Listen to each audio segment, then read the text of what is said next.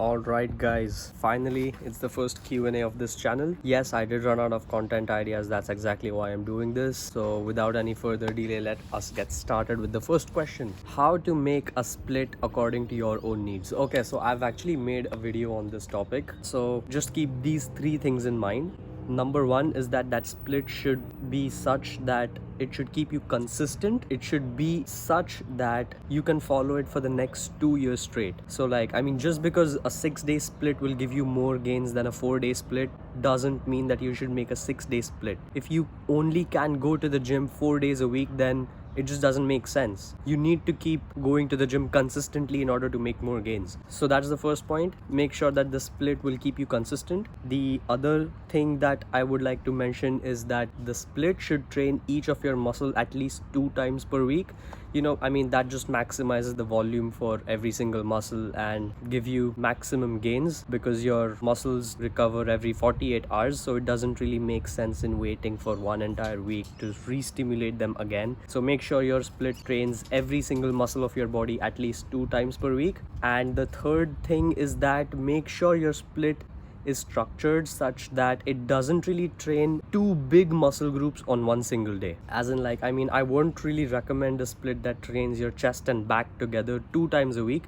If it's of course just once a week, just like a traditional Arnold split is, then that's fine. But if you're training like chest and back and then 2 days some other 2 muscle groups and then again chest and back, that volume just becomes way too high to recover from, and you also can't really train hard enough on your back or chest depending on what you train first and after. So these 3 things are my favorite points to keep in mind while structuring my own split or while even helping my friends structure their own split. Just to recap, number 1, it should keep you consistent. It should be easy to follow for you. Number 2, it should train each of your muscle at least 2 times per week. And number 3, it should not train any 2 big muscle groups on the same day.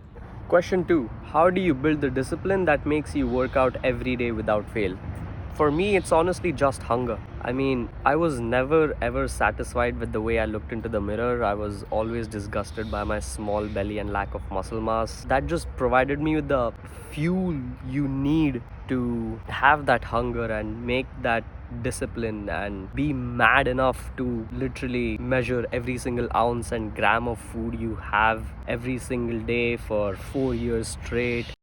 Yeah, sure, after a point it just becomes your lifestyle, it becomes a habit, and now I'm at a point where I don't really have the motivation to go to the gym because it's something that I just have to do. Like, you never wake up being motivated to brush your teeth or wear your pants, right? You just have to do it.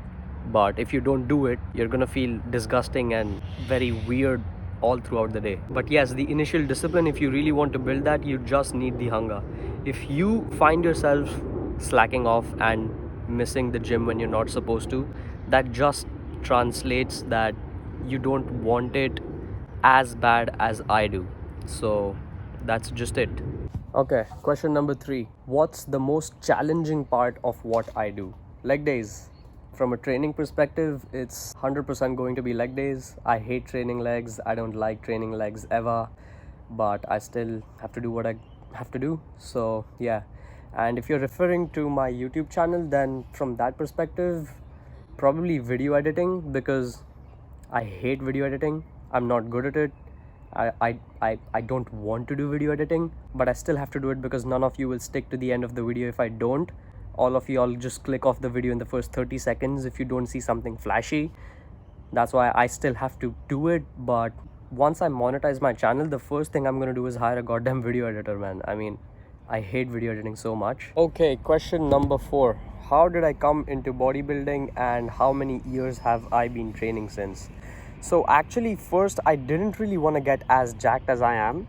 I just wanted a little bit of muscle mass and my abs to be more defined. But as soon as I started to see more and more results in the gym, I was like, well, let's just go all in on this. There's no point in staying skinny like a model. And I am not going to do modeling in my life because I've not got the genetics for it. So I was like, let's just go all into bodybuilding. And how many years have I been training since? I have been training since the end of 2019 December. I remember I started gymming 2 days after my birthday, and then in February I think the lockdown hit, so everybody was just stuck in their places, and luckily my society had a gym, so I decided to give that a shot and just loved it after that. So that hooked me on to bodybuilding. Do I have a girlfriend? Yes, I do. I do have a girlfriend. I'm not single. I do. Honest thoughts about gear. So, I mean, this is a pretty mainstream topic in today's fitness industry, but I think gear, like most other things, can be safe if you really know what you're doing. But most teenagers have no idea about what they're doing, which is, of course, 110% much more dangerous. But if you really know what you're doing, if you've got a coach prescribed gear stack, then probably you're good to go. Like if you're having regular blood checkups and you're taking all the excess supplements and all that, it's okay, but still, I mean, you really don't want to risk it. I mean, until and unless you're going to compete or you are literally hypergonadal, that means you don't really produce enough testosterone in your body, then you really don't need to go on steroids. And 99.99999% of the teenagers don't need steroids because they've just not been training for long enough. They aren't even remotely close to their genetic potential. There's like so much scope for them to still grow, and it's just that gear has been overhyped and till somewhat extent shown as overly dangerous, because until and unless it's controlled, it's fine for the most part. Your opinion might be different, but yeah, this is what I feel.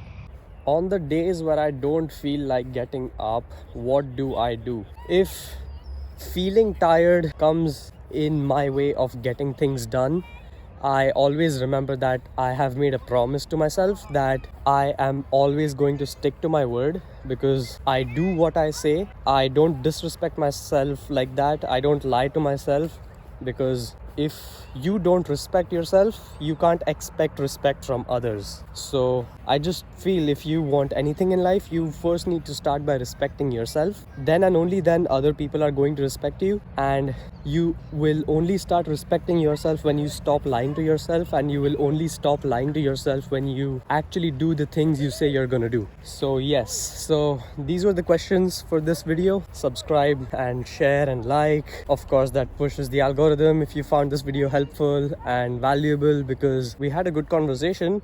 So make sure you subscribe so that you come here for the next time, and I will see you in my next video. Peace.